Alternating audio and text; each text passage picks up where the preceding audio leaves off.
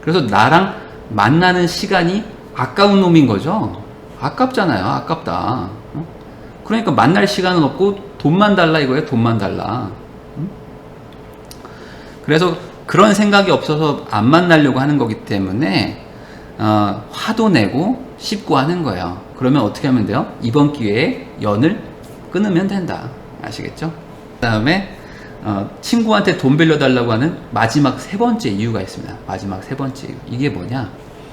이미 경제적으로 무너졌어요. 이미 완전히 무너져가지고 아까 제가 말한 돈 빌릴 수 있는 기관에서는 돈이 한 푼도 안 나오는 사람들, 요런 상태이기 때문에 친구한테 돈을 빌려달라고 합니다. 자, 친구의 상황이 정말 안타까울 수 있어요. 당연히 그럴 수 있죠. 친구가 나랑 친했는데 얘가 이렇게 상황이 안 좋아지면 얼마나 슬픕니까? 그런데 이렇게 경제적으로 완전히 무너진 사람들은 내가 돈을 빌려줘 봐야 해결이 안 되는 가능성이 99%예요. 99%다. 아까도 잠깐 말했죠? 연예인들은 돈을 금방 갚던데요. 라는 거는 완전한 착각이다. 내 친구는 연예인이 아니고요. 내 친구는 그렇게 능력자들이 아니에요. 내 친구들은 다들 그냥 별로 능력도 없고 대부분 상황도 안 좋은데 이게 더 악화되고 있는 것 뿐이에요. 그러니 그 사람한테 내가 돈을 빌려준다고 한들 어차피 그냥 다 없어질 돈이다 생각하시면 되는 거예요. 이게 이성적인 판단인 거죠. 이미 은행, 보험, 카드빚, 뭐 사채, 뭐 담보대출 다 땡겨 쓴 사람이 어떻게 내 돈을 갚습니까? 생각해 보세요. 땡길 거 다 땡겨 쓴 사람이 어떻게 내 돈을 갚아요? 절대 못 갚죠. 자, 거꾸로 그 친구가 돈이 생긴다고 칠게요. 그러면 은행 빚을 먼저 갚을 것 같으세요? 아니면은 내 돈을 먼저 갚을 것 같으세요? 생각해 보세요. 이성적으로. 은행, 사채 빚을 먼저 갚을 것 같으세요? 아니면 무이자로 빌린 친구 돈을 갚을 것 같으세요? 당연히 사채 빚, 은행 빚, 카드 빚부터 갚겠죠. 다 갚고 나중에 내 돈 갚을까 말까죠. 그러니까 당연히 못 받는 거예요. 못 받는다. 그런데 친구니까 이해해 주겠지라는 마인드를 갖고 있다니까, 그 사람들은. 야, 너랑 나랑 어떤 사이인데 나한테 돈 달라고 하냐? 이 마인드가 기본적으로 깔려 있어요. 나 친구한테 돈 빌려달라는 사람들은. 그래가지고 친구끼리 쫀쫀하게 왜 이래? 야, 너 진짜 뭐냐 이게 치사하게. 이런 식으로 대응을 해요. 친구한테, 빌려준 사람한테. 그런 말들을 아주 많이 들으실 거예요. 어떤 사람은 이렇게도 해요. 막, 야, 그럼 내가 돈 갚으면 될 거 아니야? 하고 전화를 딱 끊어. 그리고 언제 갚는다 얘기도 없어. 그러면은 전화해서 또 사정해야 돼. 야, 너 저번에 돈 갚는다며. 언제 줄 거야? 아, 이놈 새끼 진짜 짜증나네 하면서 또 끊어. 내가 갚는다고 했지? 팍 끊어버려. 뭐야 이게? 오늘 내가 을이 돼 있어. 을도 아니고 정이지, 정. 갑을병 정이죠. 그러고 살게 된다. 조심하세요. 일부러 좀 세게 말합니다. 밑 빠진 독에 물 붓기라는 좋은 속담이 있잖아요. 밑 빠진 독에 물 붓기. 이걸 이성적으로 제가 해석을 해볼게요. 자, 밑 빠진 독이 있다고 칠게요. 그러면 그 밑 빠진 독에 물을 부어야 됩니까? 아니면은 빠진 그 밑을 메꿔야 됩니까? 자, 뭘 먼저 해야 되죠? 뭘 먼저 해야 돼? 밑이 빠져가지고 구멍 나 있는 데다가 물을 부어야 돼요? 아니면은 그 구멍을 메꿔야 돼요? 뭘 먼저 해야 됩니까? 당연히 메꾸는 걸 먼저 해야 되죠? 구멍을 메꿔야 뭘 채우죠. 맞죠? 그래서 친구가 이렇게 경제적으로 무너졌다면 같이 만나서 술 한잔을 하세요. 야, 나 돈 100원도 없다. 그래도 내가 우선 이 카드로 술이라도 한잔 살게. 그러니까 만나자. 만나서 내가 야, 위로라도 해줄게. 돈은 없고 야, 할 수 있는 게 위로밖에 없다. 라고 하면서 만나가지고 그 밑 빠진 독을 어떻게 해결할 방법이 있는지 그냥 들어주고 오세요. 들어주고 온다. 그 다음에 만약에 어떤 방법이 있어 보이면은 약간의 조언 정도를 해주세요. 그래서 그 구멍난 그 독을 메꿀 수 있는 방법이 있는지 없는지 서로 얘기해 보는 게 친구로서 할 일이지. 그 밑 빠진 구멍을 그대로 놔두고 내 돈을 갖다 부어봐야 다 흘러나간다. 아시겠죠? 그러니까 꼭 만나서 위로해줄게, 술 먹자 이런 얘기를 하세요. 던지라 이거죠. 이 멘트를. 그랬는데 그 친구가 야 그딴 소리 할 거면은 그냥 하지도 마. 돈이나 좀 빌려달라고 이런 소리를 만약에 한다면 이번 기회에 친구를 끊으시라. 아시겠죠? 그게 좋은 거다. 자, 그러면 여기까지가 지금 호구를 탈출하는 법을 설명을 해드렸는데 그래도 살다 보면 호구가 될 수밖에 없는 이거는 거절할 수 없는 제안이 들어올 때가 있습니다. 도저히 거절할 수 없는 제안이 딱 들어올 때가 있죠. 그럴 때는 어떻게 해야지 안 떼일까요? 요거를 제가 설명을 해드릴게요. 꼭 지켜야 될 원칙이 하나 있습니다. 꼭 지켜야 되는 원칙 뭐냐? 근저당을 설정한다. 근저당 설정이 가장 핵심입니다. 사람들은 차용증을 많이 써요. 차용증 쓰고 막 공증 받고 막 난리 치거든요. 다 쓰잘데기 없는 겁니다. 근저당 설정이 최고예요. 아니요, 근저당 설정이 거의 유일합니다. 유일한 방법이다. 차용증 그딴 거 다 소용없다. 꼭 기억하세요. 공증도 소용없습니다. 자, 근저당과 차용증의 차이가 뭐냐? 근저당이라는 거는 어떤 재산의 담보로 거는 거예요. 재산을 담보로 설정할 수 있는 권리인데 친구의 재산 같은 게, 예를 들어 집을 얘기할게요. 친구가 사는 아파트가 있어. 근데 그 아파트가 얘가 이제 무너져 가지고 파산했다고 칠게요. 그러면 경매로 나오겠죠? 그럼 그 경매로 나왔을 때 그 집에 근저당으로 설정이 돼 있으면 그 근저당이 돈 받는 순서를 정해 주거든요. 돈 받는 순서. 그래서 내가 근저당을 빨리 설정해 놓으면 나보다 뒤에 설정한 애들보다 내가 무조건 돈을 빨리 받고 내가 다 받아야지 그 다음에 애가 받아요. 그러니까 근저당이라는 걸 설정해 놓으면 내가 받을 돈을 순서를 딱 확보했다 라고 생각하면 쉬운 거예요. 쉽다. 아시겠죠? 그런데 차용증이라는 거는 언제 썼든 뭐 10년 전에 썼든 20년 전에 썼든 아무짝에 소용이 없습니다. 아무짝에 소용이 없고요. 이 집이 경매를 당하면 차용증은 그냥 꼴찌다. 돈 받는 순서가 가장 꼴찌로 내려간다 라고 생각하면 됩니다. 그러니까 차용증을 백날 써봐야 어차피 돈 날리려고 마음 먹은 애들한테는 차용증은 그냥 종이 쪼가리밖에 안 됩니다. 아시겠죠?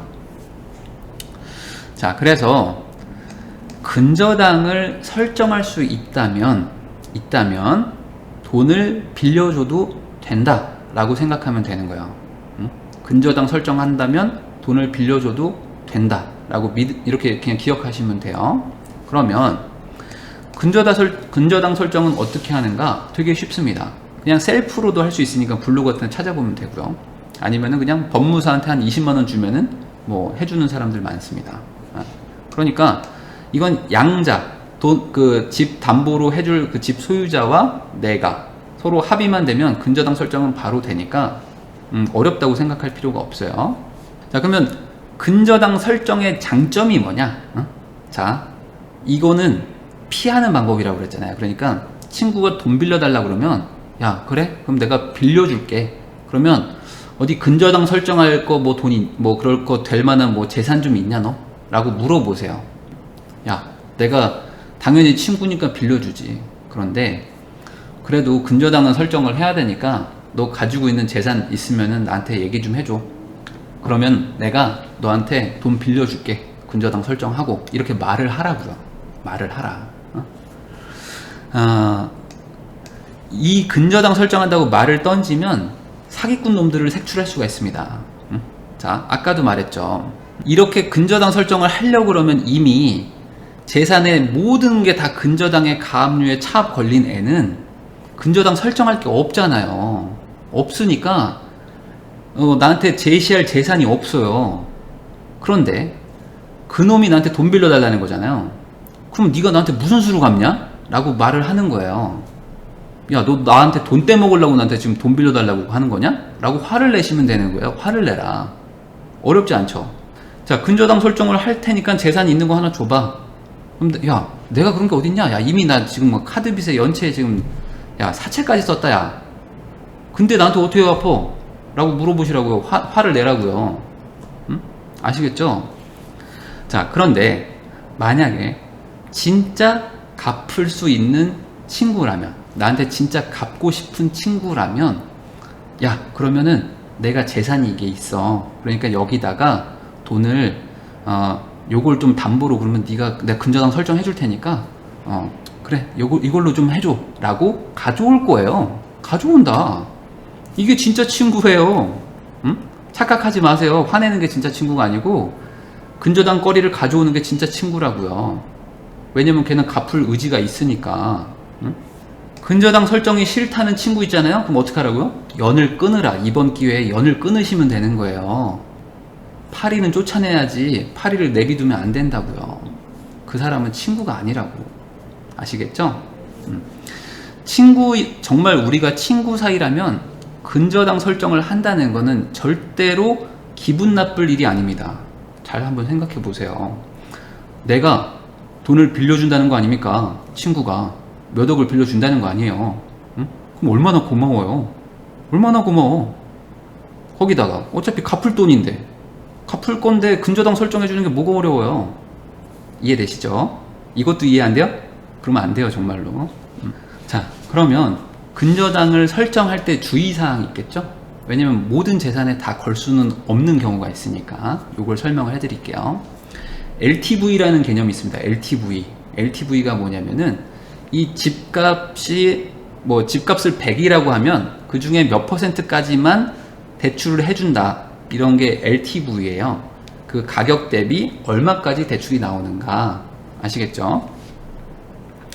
그러면 보통의 은행이나 금융권에서는 이 LTV, 집값이 100이라고 치면 한 60에서 70밖에 안 빌려줍니다. 집값이 10억이면 6억이나 7억밖에 안 빌려준다는 얘기예요. 은행들은. 그러면 여전히 나머지 30%가 비어있죠. 집값은 10억인데 대출은 7억밖에 없으니까 사실 이 집은 여전히 3억의 가치가 남아있잖아요. 이해되시죠? 3억의 가치. 그러니까 친구인 내가 조금 위험을 무릅쓰더라도 그 나머지 30%에서 한 10% 정도 10% 정도는 내가 근저당을 설정하고 빌려줘도 된다 이거예요. 된다. 그럼 내가 한 1억 정도는 빌려주는 거죠. 1억. 대신 근저당 1억을 잡아요. 거기다가. 그럼 이 집이 만약에 경매로 넘어가도 집이 9억이든 9억 5천이든 팔리면 내 1억을 챙길 수 있잖아요. 이해되시죠? 요렇게 가는 거예요. 그러니까 다 빌려주라는 게 아니고 일부만, 10% 정도만. 그래서 친구가 근저당을 잡아달라고 재산을 만약에 나한테 뭘 주면, 주소를 주면 그 등기부등본을 떼가지고 이 근저당을 좀 체크를 좀 해보세요.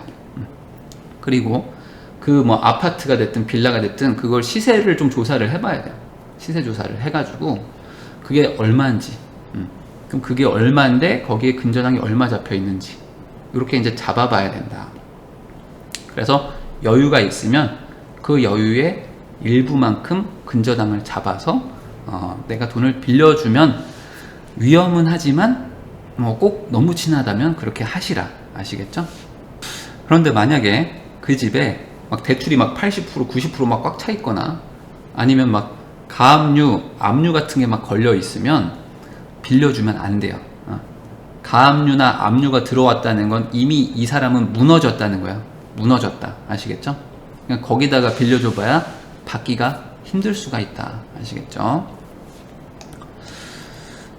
근저당을 설정하면 좋은 게 아까 말했듯이 사기꾼, 파리를 쫓아낼 수도 있지만 경매를 칠 수 있습니다. 이 집을 경매 쳐버릴 수가 있어요. 그래서 친구랑 근저당 설정하고 당연히 차용증도 쓸 거 아닙니까? 차용증 안에는 몇 월 며칠까지 갚는다. 이자는 무이자다. 아니면 이자는 5%다. 안 갚을 경우에는 안 갚을 거를 대비해서 근저당을 1억을 설정한다. 이렇게 딱 써놓잖아요. 그걸 가지고 계세요.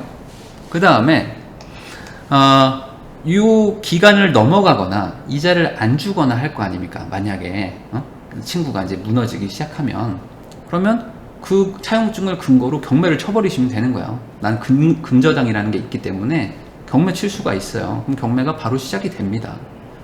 판사한테 신청만 하면 3일이면 시작돼요. 바로. 아시겠죠? 어려운 거 아니에요. 그러면 경매를 치면 이게 뭐 한 6개월, 7개월 걸리겠지만 결국에는 누군가 낙찰을 받을 것이고, 내가 너무 과하게만 해놓지 않았다면은 내 돈을 상당 부분 회수할 수가 있을 거예요. 그리고 만약에 너무 싸게 팔릴 것 같다고 생각이 들면 내가 낙찰을 받아버려요. 그냥 내가 낙찰을 받아버리고, 빚은 다 경매니까 다 정리가 되니까 정리돼서 깨끗한 집으로 만든 다음에 그 집을 제값 받고 팔아도 됩니다. 아시겠죠?